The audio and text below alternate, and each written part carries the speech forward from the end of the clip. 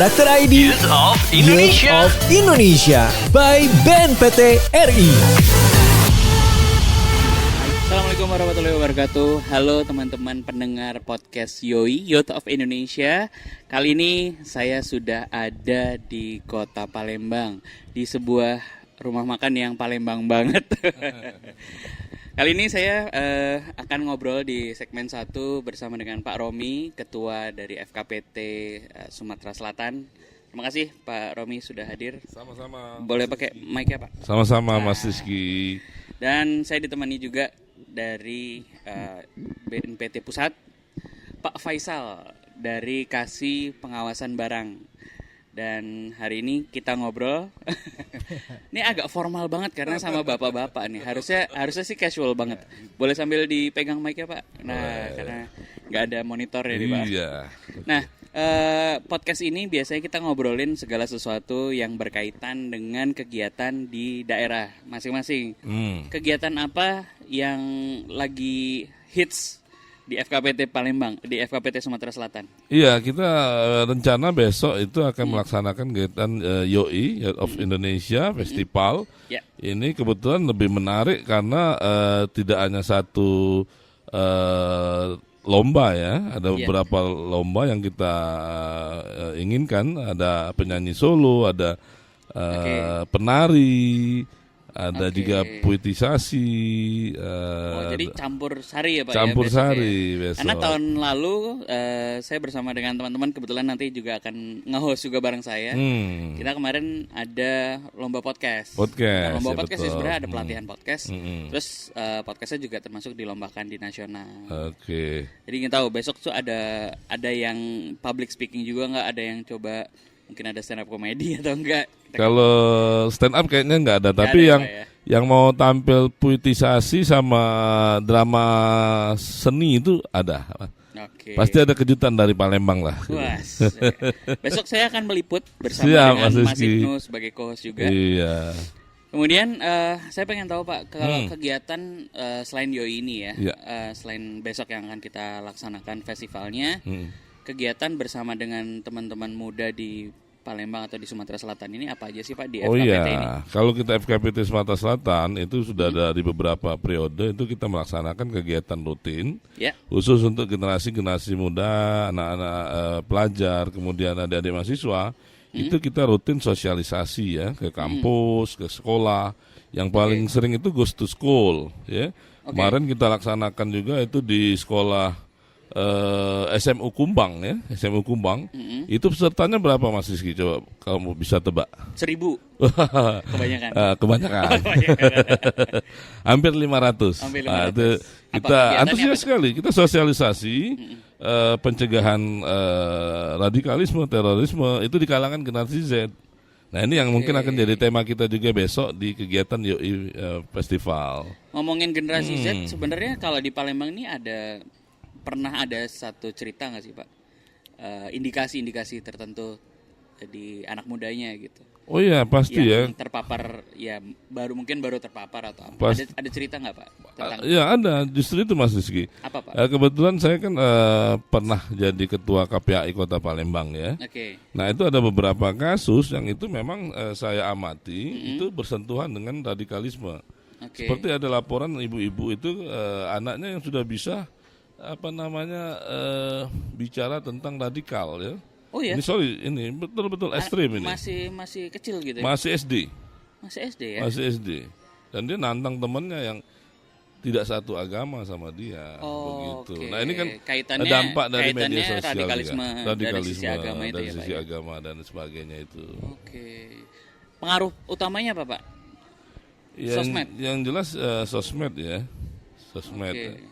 Ini kan hampir seluruh anak-anak itu sudah pegang gadget ya. Nah, Oke. itu. Dan ini sangat membahayakan kalau tidak dihadiri oleh FKPT dan BNPT. Ini. Jadi waktu kemarin sosialisasi itu di 500 anak itu apa aja yang dilakukan Pak? Ya kita putar kalau di pelajar itu kita putar film, kita putar Apa yang diputar Pak filmnya Pak? tentang toleransi ya, toleransi ke Film-film pendek gitu ya Pak? film pendek tentang toleransi beragama, Ya. tentang sosial kemanusiaan, mencintai budaya, mencintai negara. Oke. Nggak bisa nggak boleh terpengaruh dengan budaya asing, budaya luar. Dan ini sangat menarik sekali itu Mas Rizky. Dan ini kegiatannya rutin setiap bulan Rutin. kah atau? Ya bisa dikatakan hampir setiap bulan waktu itu ya. Oke. Oke. Geser dulu, takut Pak Faisal nanti ketiduran. Ini Apa sudah kabar mau Pak Faisal? tidur ini. Pak Faisal, Alhamdulillah, saya pengen tahu Mas Rizky. Baik. kasih pengawasan barang Bapak di posisi itu. Kegiatannya apa aja Pak? Ya, baik. Jadi yang dimaksud dengan barang ini memang sangat luas ya kalau kita definisikan barang itu.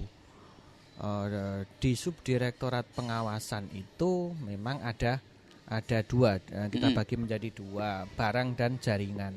Sebenarnya yang satu itu ngurusi yang hidup, yang satu mengurusi yang tidak hidup.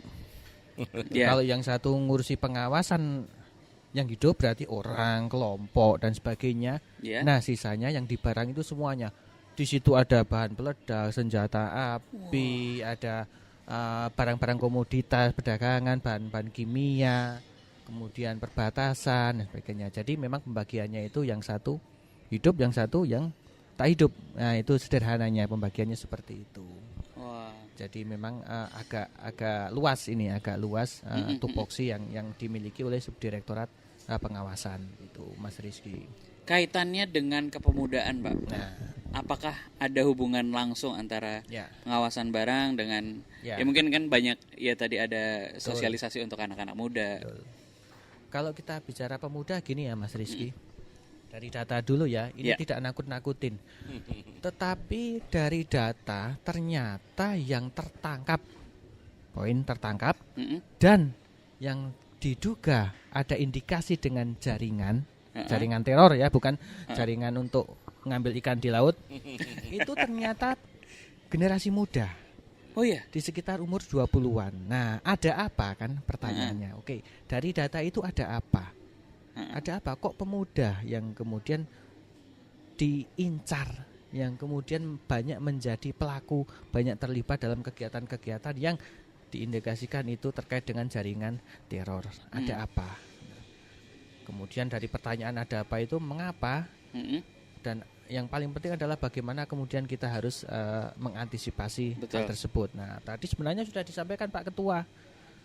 Pemuda ini kan nggak lepas dari yang namanya dunia sosial media, yang sebenarnya dunia tidak nyata kan? Iya betul. Dunia maya satu, dunia nyata. Mereka hidup di dunia nyata, tetapi hampir mungkin mayoritas waktunya itu terserap di dunia yang tidak nyata, dunia maya, dunia internet. Nah, inilah yang kemudian menyebabkan banyak pemuda, generasi muda itu yang kemudian kalau ditangkap dia tidak bisa ditelusur jejaknya. Maksudnya apa tidak bisa ditemukan telusur jejaknya? Ini dia dulu belajar dengan siapa? Ini dia dulu gurunya siapa? Berinteraksi dengan siapa? Dia ternyata apa? Gurunya Mbah Google. Eksperimental, Pak. Gurunya itu ada di tangan. Tutorial, Pak. Nontonnya di tutorial. Internet itu semua kan kita bisa bisa tahu dari situ. Nah, itu singkatnya. Artinya banyak kemudian pemuda itu yang terjebak masuk ke dalam kelompok-kelompok tersebut hanya gara-gara HP yang dia punya, hanya gara-gara dia akses internet. Gurunya ya Mbah Google gitu. Apapun yang dia perlukan, apapun yang ingin dia tanyakan itu kan kebanyakan ada di internet. Nah, saya pengen dengar case yang real gitu ya Pak ya. Maksudnya ini kan emang beneran.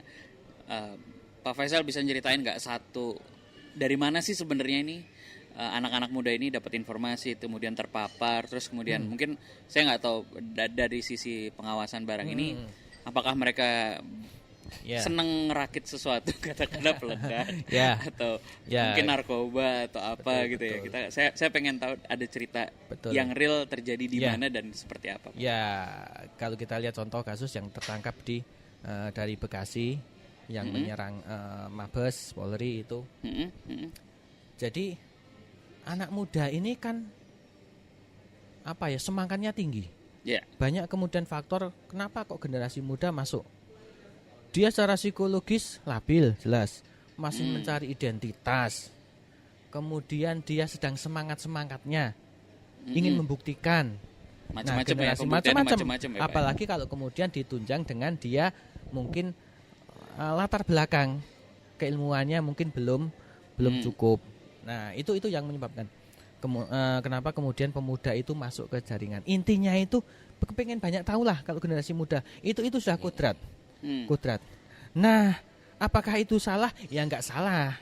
Kalau generasi muda itu curiosity-nya itu lemah, ya sudah tinggal tunggu saja negara kita hancur. Karena apa? Kan nggak ada perkembangan. Tetapi yang salah adalah dikemanakan itu rasa itu, rasa ingin tahunya. Nah, ternyata ketemulah itu. Mungkin ya. Dia sedang diputus pacarnya ya kan? Bisa juga. Itu pelampiasan. Kalau yang cowok ya kan, dia nembak 10 kali ternyata ditolak 20 kali. Nah, itu kan dia sedang berasa waduh ini seakan-akan hidup hancur, sengsara di neraka. Nah, pada saat kondisi labilnya itulah kemudian menemukan dia sesuatu yang menarik. Sesuatu yang menarik itu ya di dunia maya ya. Ternyata inilah jawabannya kenapa saya putus cinta misalnya. Inilah jawabannya kenapa orang tua saya ada persoalan sehingga saya merasa. Nah, misalnya kalau ini kasusnya dari broken home ya. Atau mungkin saya kok tidak disukai sama teman-teman. Ada apa dengan saya? Ternyata dia mendapatkan jawabannya. Nah, jawabannya di internet itulah yang kemudian menggiring dia untuk proses istilahnya proses radikalisasi lah. Awal-awalnya itu sangat terkait dengan kondisi awal dari generasi muda. Pintu masuknya itu nanti akan jadi pintu keluarnya. Kalau persoalan cinta ya dari situ. Kalau persoalan ekonomi secara psikologis dari keluarga yang tidak dalam tanda kutip tidak harmonis bisa juga gitu. Atau memang dia ingin membuktikan karena dia di lingkungannya tidak disukai, di lingkungannya dianggap lemah, merasa termarginalkan, dia ingin membuktikan. Nah, ternyata caranya yang ketemu itu. Betul. Nah, sekali sudah masuk, apalagi mungkin dengan didukung faktor lain, misalnya dia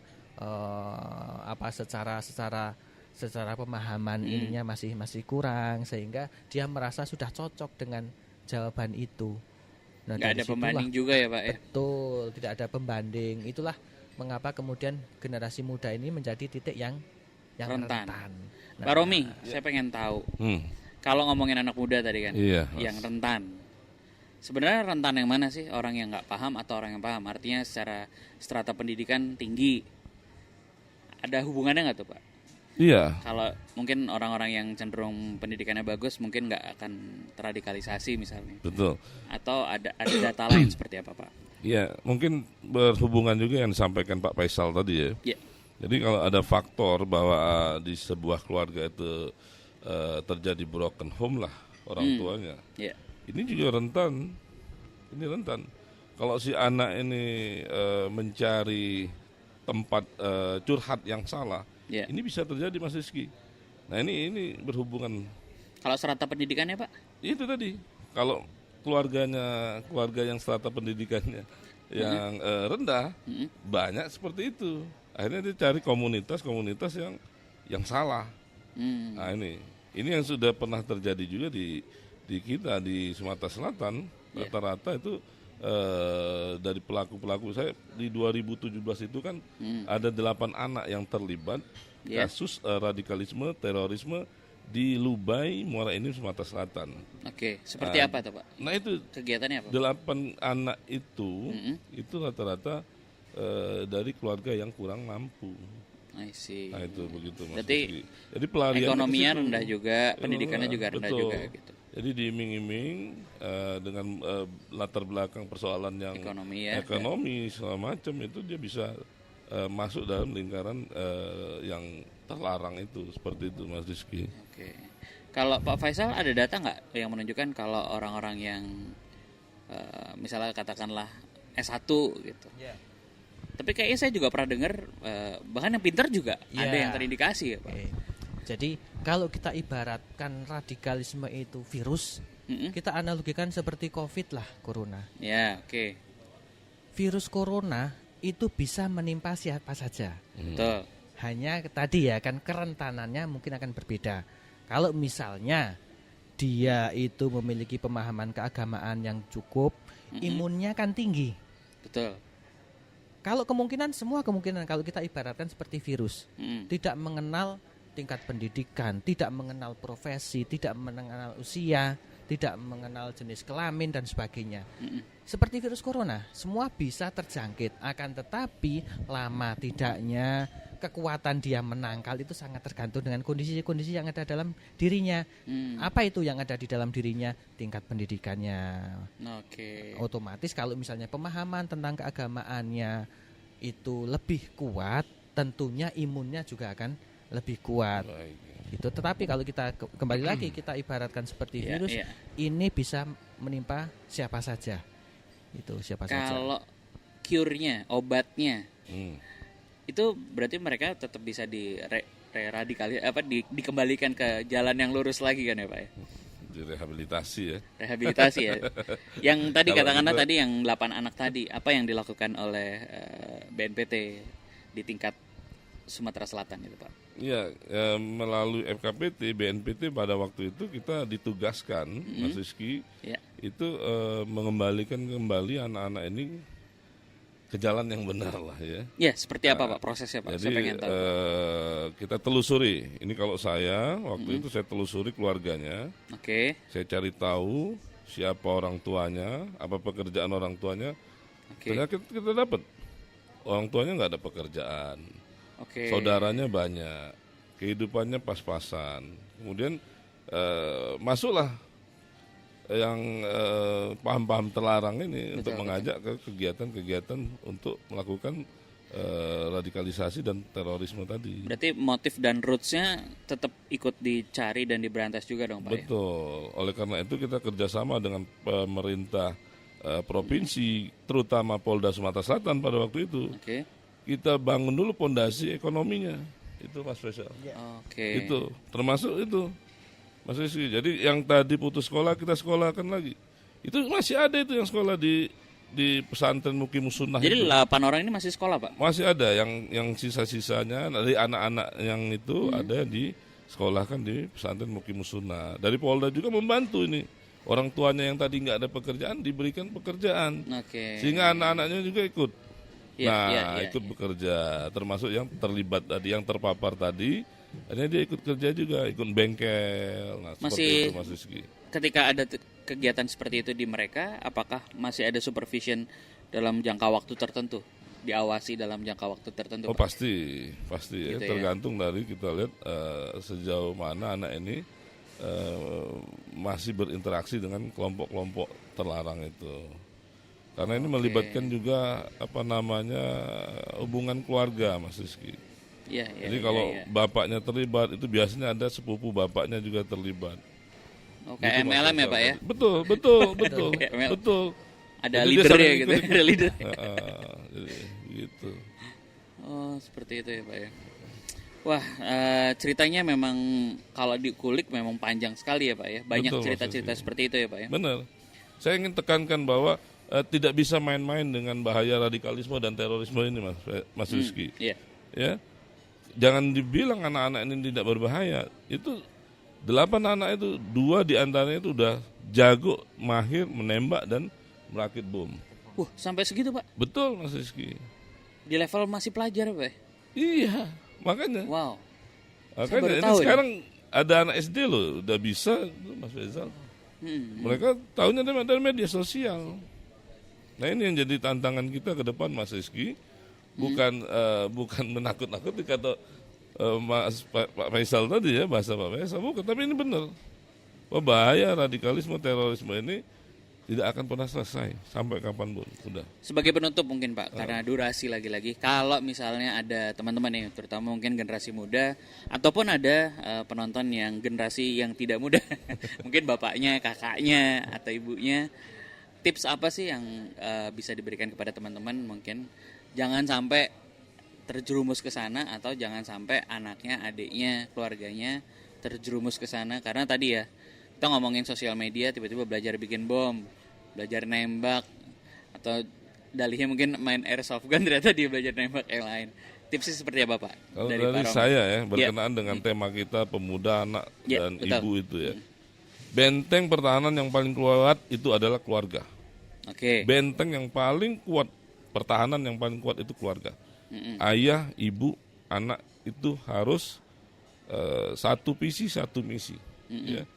Satu visi, satu misinya apa? Kita punya kehidupannya Pancasila. Ya. Nah, itu harus dipahami. Kita orang Indonesia itu NKRI harga mati. Begitu. Kalau anak-anaknya sekarang megang gadget, apa yang harus dikontrol selain kan kita kontrol tontonannya gitu Pak? Orang tua wajib peduli. Orang tua wajib mengawasi. Udah. Anak-anak harus diawasi. Harus diperhatikan. Orang tua harus peduli. Orang tua yang tidak peduli, ini membahayakan buat anak-anak. Jadi orang tua, kakak melihat adiknya, ngelihat anak-anaknya, itu harus tahu apa yang mereka tonton gitu ya Pak ya. Paling penting itu. Paling kuat itu. Tapi menjauhkan gadget itu bukan solusi juga ya Pak ya. Saya rasa enggak ya. Enggak juga. Jangan sampai juga ya Pak ya. Tapi yang penting Harusnya mengawasi ya. pengawasan ya. Oke. Kalau dari Pak Faisal terakhir, ada tips apa Pak untuk tadi dengan cerita-cerita seperti itu buat penonton, apa yang harus dijaga? Jadi tadi disampaikan Pak Ketua juga memang keluarga yang penting. Nah kalau kita beranjak lebih tinggi lagi, kalau ini pemuda yang dia sudah mau masuk ke usia dewasa, sebenarnya ini tuntutan bangsa ya, berpikir kritis, selesai. Orang radikal itu pasti tidak berpikir kritis. Apa sih? Oke. Tidak mudah percaya. Itu saja. Kalau ada informasi cek dulu. Paling mudah itu. Betul. Tidak semua yang tersaji di internet itu merupakan sebuah kebenaran. Bahkan kalau kita lihat sekarang ini kan katanya kan zamannya post-truth. Betul. Kebenaran itu bisa berasal dari suatu yang tidak benar tetapi selalu diulang-ulang sehingga seakan-akan menjadi itu sebagai sebuah kebenaran. Tetapi dengan berpikir kritis kita akan tidak mudah percaya pada suatu informasi. Benar enggak? Kalau kita masih punya keluarga dan lengkap, tanya orang tua, kakak kita, saudara kita. Berada di lingkungan sekolah, masih ada guru-guru kita. Di perguruan tinggi, ada dosen kita, ada teman-teman kita. Intinya kemudian tidak menelan mentah-mentah apa yang tersaji di hadapan kita. Berpikir kritis itu kuncinya. Harus suuzon ya Pak ya? Iya. Suuzon sama informasi yang ada di betul. internet gitu ya. Kita harus pertama suudzon terhadap informasi, diskriminatif juga terhadap informasi. Diskriminatif itu ada. Artinya apa? Mampu membedakan, memilah-milah, mendiskriminasi. Ini yang benar, ini yang salah. Nah, itu harus dilatih. Itu harus dilatih. Nah, bukankah kalau kata Bung Karno kan berikan aku 10 pemuda maka akan kuguncang Gunung Semeru. Ya kalau tidak kritis nggak akan bisa guncang ya kan. Mau naik aja sudah pingsan duluan kan. Itulah yang kita butuhkan, berpikir kritis karena ini juga terkait dengan kemajuan bangsa kita gitu. Gitu Mas Rizky. Teman-teman pendengar podcast Yoi, ingat ya kan kita sekarang tadi sudah disampaikan oleh Pak Romi dan Pak Faisal juga bahwa kita sekarang mainan kita gadget nih. Pak Romi aja kemana-mana megang gadget. Kayaknya emang 24 jam pasti megang gadget. Termasuk kita semua ya. Saya juga sering main gadget. Dan tadi kita juga dapat informasinya bahwa sebanyak informasi itu kita harus curious boleh, penasaran boleh, tapi harus hati-hati. Jadi nggak bisa kita telan mentah-mentah. Kadang-kadang kita sering swipe misalnya TikTok lah, Instagram lah, YouTube Short lah, lihat informasi. Nah, harus uzon, harus diskriminatif, harus pilih-pilih kontennya. Dan jangan lupa, jangan telan mentah-mentah semua yang kita terima gitu ya Pak ya. Iya. Jadi mungkin itu aja di segmen kali ini. Karena besok kita masih ada Youth of Indonesia Festival. Dan saya bersama Pak Romi dan juga Pak Faisal besok akan melihat teman-teman di Sumatera Selatan ya Pak ya. Yang akan perform dan akan kita lihat cuplikan-cuplikannya di bagian akhir dari podcast Yoi ini. Jadi jangan kemana-mana, karena habis ini kita masih ngobrol lagi sama tamu kita dari Jakarta dan juga ada teman kita dari mahasiswa di Sumatera Selatan. Gitu ya. Sampai jumpa di segmen kedua. Terima kasih Pak Romi, terima kasih Pak Faisal. Assalamualaikum warahmatullahi wabarakatuh. Karakter ID Youth of Indonesia by BNPT RI.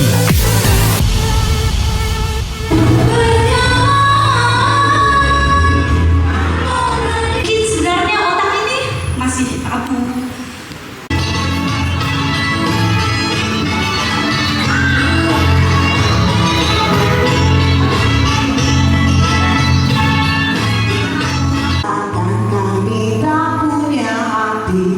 Buktikan kau punya nyali.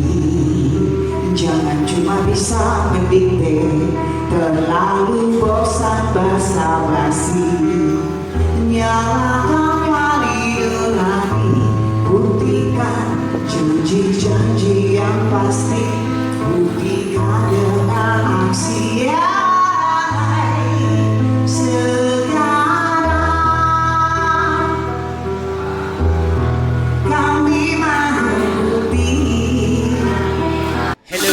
Karakter ID Youth of Indonesia by BNPT RI. Halo, kembali lagi di segmen 2. Kali ini saya ditemani sama Mbak Yuyun Arfa. Halo. Dan Mas Ibnu dari, ini pemenang tahun lalu ya Mas ya? Siap Mas, siap. Pemenang kita ada pelatihan dan lomba podcast di Palembang tahun lalu.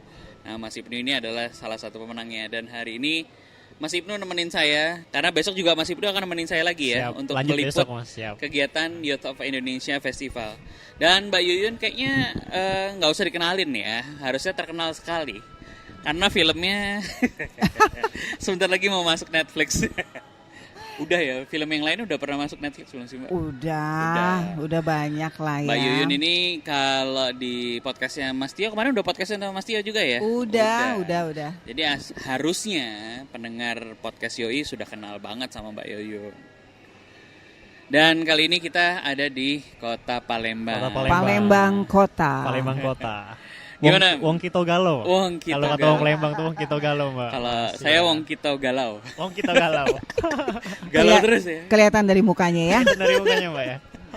Tadi ceritanya kita buru-buru datang ke Palembang dan datang ke tempat ini demi menyantap makanan khas Palembang. Wis, bukan main. Gimana rasanya, Mas? Ternyata kita makan Jepang. Makan Jepang rupanya. Makan Jepang di Palembang. Makan Jepang di Palembang. Enggak apa-apa, itu namanya kolaborasi, Mas. Iya, betul. Iya. Rasanya Palembang banget ya. Jadi apa kabarnya Mas Ibnu? Setelah setahun kita akhirnya ketemu lagi ya. Iya Mas, alhamdulillah ketemu lagi sama Mas Rizky ya. Apa kegiatannya sekarang? Hari ini masih kuliah Mas, kegiatan masih kuliah. Oke. Ya, sambil kegiatan kadang ngisi acara juga di tempat-tempat seminar itu. Apa kebetulan tuh? kemarin Apa bawa tema tentang radikalisme juga Mas. Jadi dari karakter ini kami bawa ke tempat kegiatan seminar itu. Gitu. Oke, masih bikin podcast nggak?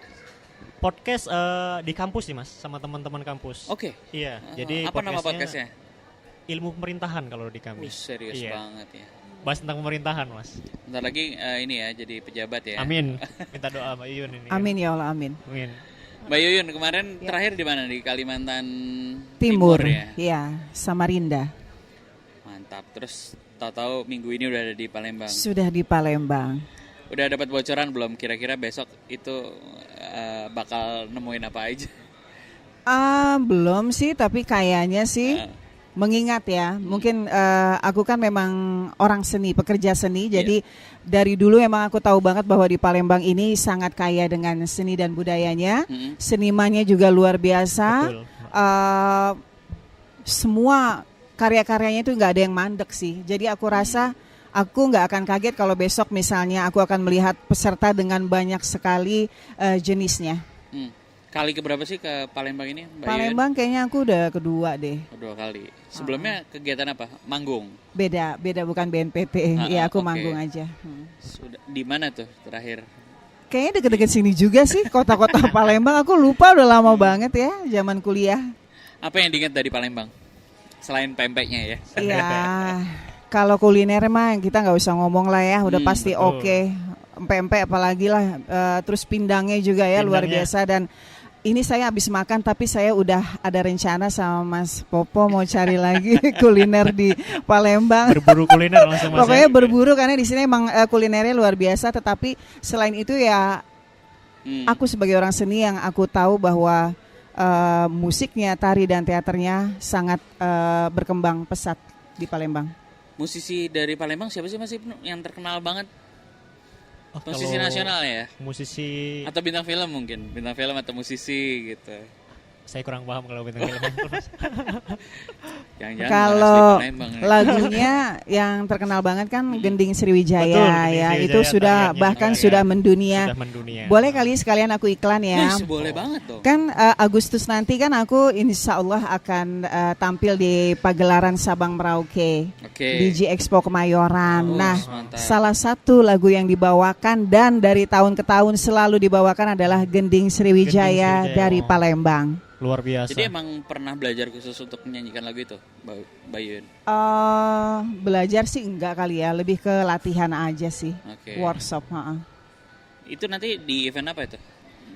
Pagelaran Sabang Merauke tanggal 17-18 Agustus di G Expo Kemayoran. Kemayoran. Pas 17 Agustus saya kayaknya Yes. setiap 17-an tuh Mbak Yuyun selalu punya acara yang Oh, aneh-aneh iya. kayak gitu. Aneh. Selalu iya, yang nyeni banget Nyeni gitu loh. banget ya. Ada siapa aja di sana nanti, Mbak? Yang pasti penarinya ada kurang lebih 200 orang. Orkestranya ada kurang lebih 100. Lalu untuk penyanyi ada Isyana Sarasvati, Oke. ada Yura Yunita, ada Mirabet, ada Gabriel Hafianto, Christine, banyak deh pokoknya keren-keren. Nino Prabowo, penyanyi Ada keren-keren. teatrikal juga ya di sana ya. Theatrical, ada Bekti, kemudian aduh banyak deh pokoknya, banyak banget. Banyak banget Mbak Yuyun ya. Nah, jadi Keren. nggak boleh dilewatin nih nanti pas show-nya Mbak Yuyun sama teman-teman yang lain. Iya, Apalagi ada Gending Sriwijaya kan dibawain. betul. Jadi kalau memang kamu merasa bahwa saya sangat Nusantara, berarti kamu harus hadir di pertunjukan nanti pagelaran Sabang Merauke. Wah, keren. Dan Mbak Yuyun kebetulan datang ke Kota Palembang ini menemani teman-teman dari BNPT untuk menjadi salah satu juri ya besok ya. Betul. Di Youth of Indonesian Festival. Yes. Jadi kalau tahun ini sudah kemana aja sebelum dari Kalimantan Timur kemarin? Aku kebetulan baru baru. sama Rinda dan ini yang kedua. Oke. Jadi kita masih akan keliling sebanyak 34 provinsi, Betul. tuker-tuker gitu ya. Tukar-tukar Mas Rizky ya sama Mbak Yuyun ya. Yes. Jadi keliling nanti setelah dari Palembang ini keliling juga Mbak Yuyun sama Mas Rizky. Insya Allah harusnya sih begitu. Oh ya, siap. Mungkin aku ada satu ketertarikan ketika Mas Popo tadi bilang Mas Ibnu ternyata pemenang tahun lalu ya. Betul, pemenang tahun lalu Berarti saya. acara yang apa? Podcast. Podcast ya. ya. Lomba podcast. Lomba podcast kamu juaranya. Juara dari 1 di Sumsel dan 10 besar di nasional kemarin Mbak Yuyun. Nah ini maksud aku. Pemenang tahun lalu, tahun ini pun masih turut bersinergi Masih turut, di acara ini. betul. Artinya apa? Memang kalau udah bicara soal seni, aduh nggak bakal ada matinya, betul ya? Betul Mbak Yuyun. Karena apa? Aku mungkin bisa tanya, apa yang mendasari kamu, Mas Ibnu bisa? Aku masih sangat ingin bersinergi gitu. Siap.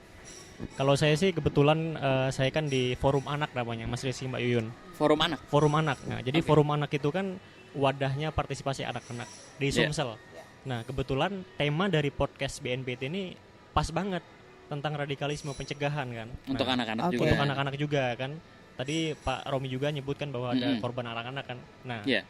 pendekatan itu saya pelajari dari BNPT Mbak. Oke. Iya, jadi saya bawa juga ketika bertemu anak-anak di Sumsel waktu ke sekolah-sekolah. Nah, tema ini saya bawa juga untuk pencegahan radikalisme dan terorisme. Seperti apa kegiatanmu Mas Kalau- di forum anak itu? Kalau kegiatan saya bermain sama anak-anak, sosialisasi tentang pencegahan bullying di sekolah-sekolah, Mbak Yuyun. Oh iya. Jadi saya masukin juga tema tentang radikalisme, pencegahan ini, Mbak. Gitu. Jadi memang ada semangat muda itu masih terbawa lah sampai sekarang gitu, Mbak. Apalagi tambah ilmunya dari BNPT kan. Jadi Iya. bisa dibawa juga. Berarti Mas sejak Rizky. tahun lalu selalu Keren. diajak untuk kegiatan-kegiatan seperti itu ya Betul. dari Terakhir, FKPT ah. BNPT ini ya. Dari FKPT BNPT diajak, terakhir kemarin malah dari Kemenpora, Mas. Saya Oke. jadi narasumbernya untuk kegiatan namanya pelatihan pemuda rawan sosial. Oke. Jadi kan pemuda sekarang ini agak rawan nih untuk dapat informasi-informasi yang kurang baik. Nah, jadi pelatihan untuk pencegahan tadi. Nah, saya kebetulan karena pemenang podcast kemarin diajak untuk jadi narasumber, Mas. Itu Oke. Mbak, untuk sharing sama Oke, teman-teman pemuda di Sumsel ini. Gitu. Keren banget sih. Ada nggak kegiatan yang ya maksudnya sosialisasi yang bukan hanya ngobrol gitu ya, kegiatan-kegiatan yang membawa tadi misi budaya gitu-gitu. Kalau kegiatannya kebetulan karena kan Forum Anak ini satu Sumatera, Mbak ya.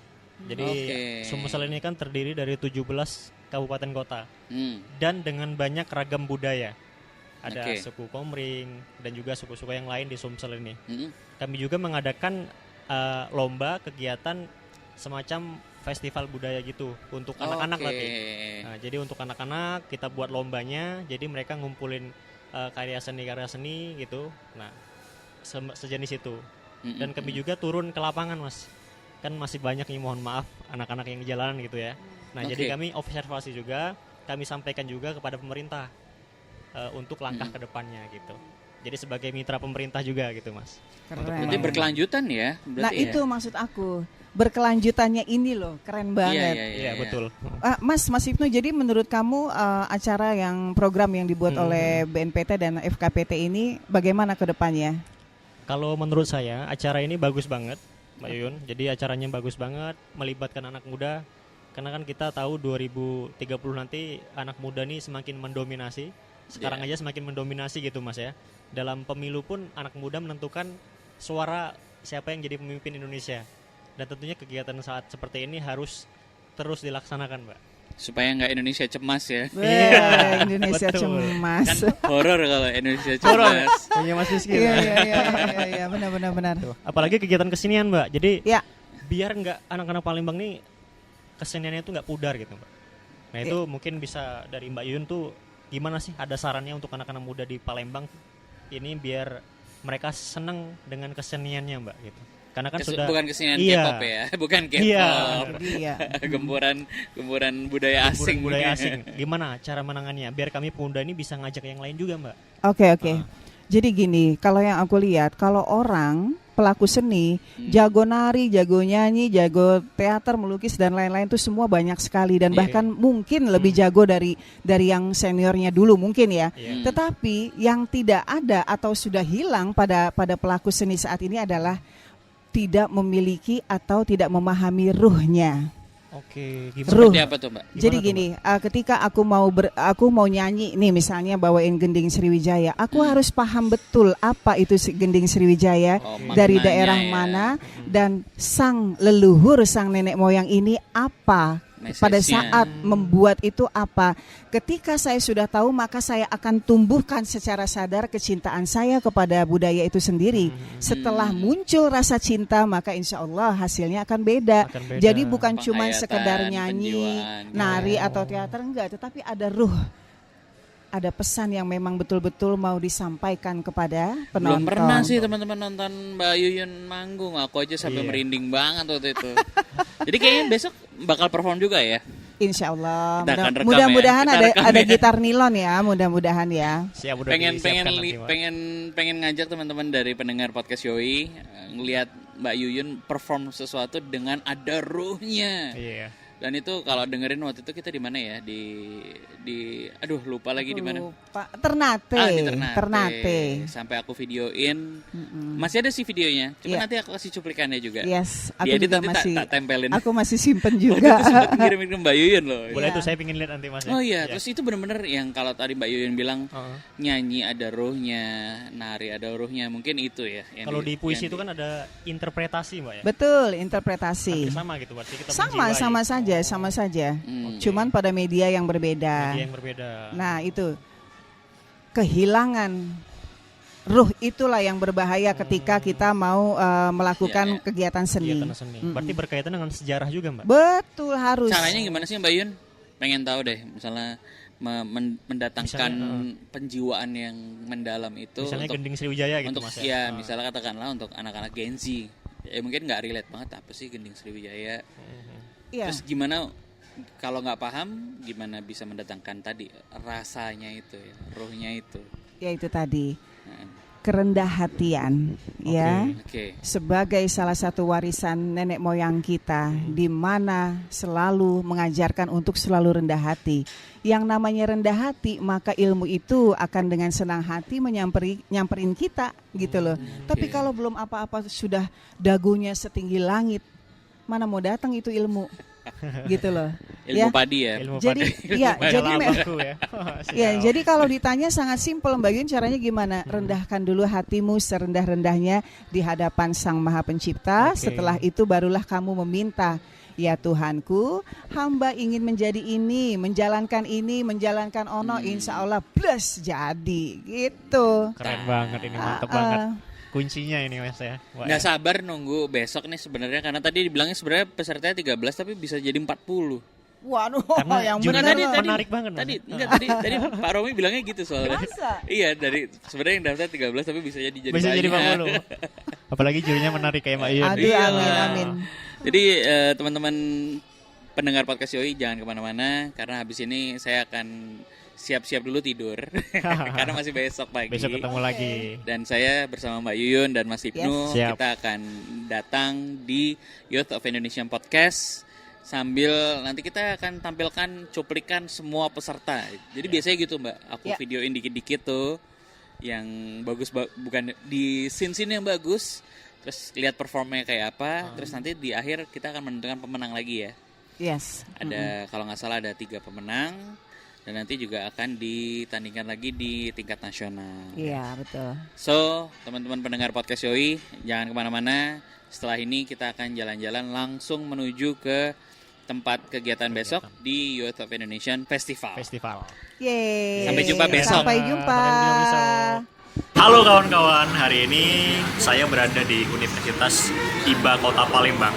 Dan tentunya tetap di Yoi Podcast. Hari ini kita berada di Youth of Indonesia Festival dan ada 13 peserta dari Sumsel yang akan kita lihat. Langsung aja kita sikat, kita tonton.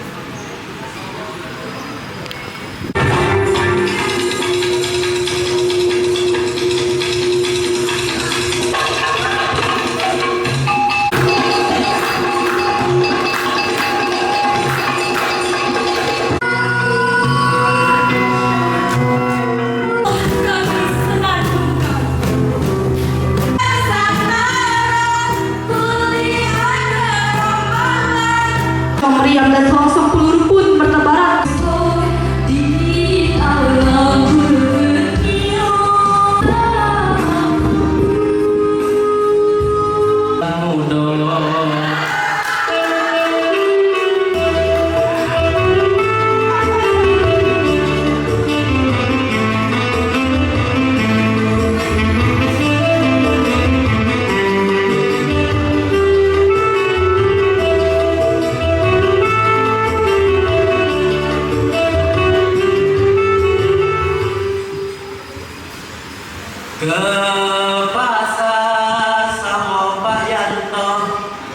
Jadi assalamualaikum warahmatullahi wabarakatuh. Saya Iksan Prayoga. Saya Zaki Mustafa.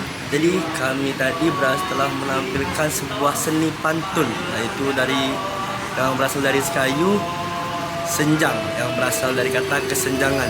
Itu adalah sebuah pantun dan musik yang disatukan. Berbeda dengan nyanyian. Kalau nyanyian musik dan kata-katanya bersatu. Sedangkan kalau senjang, dia itu seperti kata-kata terlebih dahulu, musik dan kata-kata lagi. Nah, oke. Jadi kami cuma membutuhkan waktu selama kurang lebih 3 hari untuk latihan. Jadi kami diberi berita ini mendadak sebenarnya. Tapi dengan izin Allah kami berhasil menampilkan dengan sebaik mungkin. Di perasaan kami tadi, wow ya, saya terkejut gitu loh. Bisa menampilkan dengan Masya Allah, dengan bagus sekali. Jadi kami sangat tidak menyangka bahwa juri terbuka dengan penampilan kami. Doakan saja kami lulus untuk tembus ke nasional. Terima kasih. Wassalamualaikum warahmatullahi wabarakatuh.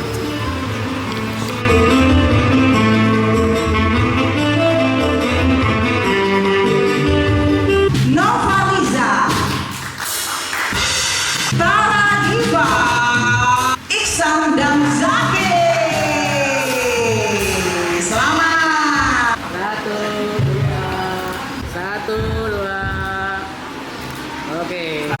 Oke, kita udah lihat tadi ada tarian, nyanyi, dan juga teman-teman yang berpantun di Kota Palembang. Tentunya menarik banget dan kita udah tahu juaranya. Kegiatan seperti ini mengangkat budaya-budaya yang melekat pada pemuda-pemuda di Indonesia, khususnya hari ini di Sumsel. Dan tentunya nggak cukup di situ, hari ini kita mau kulineran dulu dan juga nanti next di provinsi lainnya. Karakter ID Youth of Indonesia by BNPT RI.